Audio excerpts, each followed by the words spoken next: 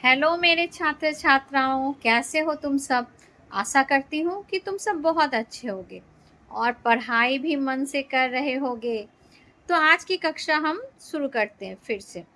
तो आज की कक्षा में जो हम सीखेंगे वो है लिंग। तो पहले हम जानेंगे लिंग का मतलब क्या होता है। लिंग का मतलब होता है पहचान, जिसे हम इंग्लिश में जेंडर कहते हैं। तो अगर इसको अच्छी भाषा में कहा जाए तो संज्ञा के जिस रूप से पुरुष अथवा स्त्री जाति के होने का बोध हो, व्याकरण में उस रूप को लिंग कहते हैं। तो लिंग के कितने भेद होते हैं? दो, स्त्रीलिंग और पुल्लिंग।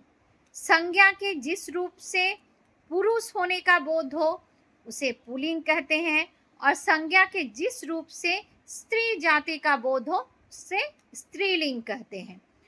तो जैसे वृद्ध वृद्धा, देव देवी, पुत्र पुत्री, पति पत्नी, आचार्य आचार्या, अध्यापक अध्यापिका, छात्र छात्रा, औरत पुरुष, माता पिता, नाना नानी, दादा दादी, चाचा चाची, गायक गायिका, अभिनेता अभिनेत्री।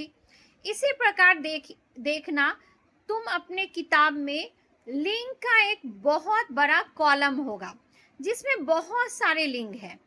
तो उन लिंगों को तुम अच्छी तरह से याद करो, ताकि जब लिंग परिवर्तन करने आए परीक्षा में, जैसे वाक्य के रूप में लिंग परिवर्तन करने आता है, तो उसमें आपको कोई दिक्कत ना हो। जैसे एक वाक्य को मैं अच्छी तरह से समझाती हूँ। जैसे वह एक गायक है, तो आप गायक को अंडरलाइन किया रहेगा, तो इसको तुम्हें चेंज करने के लिए कहा जाएगा लिंग परिवर्तन करें। तो तुम लिखोगे वह एक गायिका है। ठीक है। फिर आज कक्षा में अध्यापक पढ़ा रहे हैं, तो अध्यापक अंडरलाइन किया हुआ रहेगा। तो आज कक्षा में अध्यापिका पढ़ा रही हैं। तो जब अध्यापक है तो पढ़ा रहे हैं और अध्यापिका है तो पढ़ा रही हैं। आज माँ बाजार गई, तो फिर इसको चेंज करना है, तो आज पिताजी बाजार गए। दादाजी ने मुझे कहानियां सुनाई, तो दादी जी ने मुझे कहानियां सुनाई।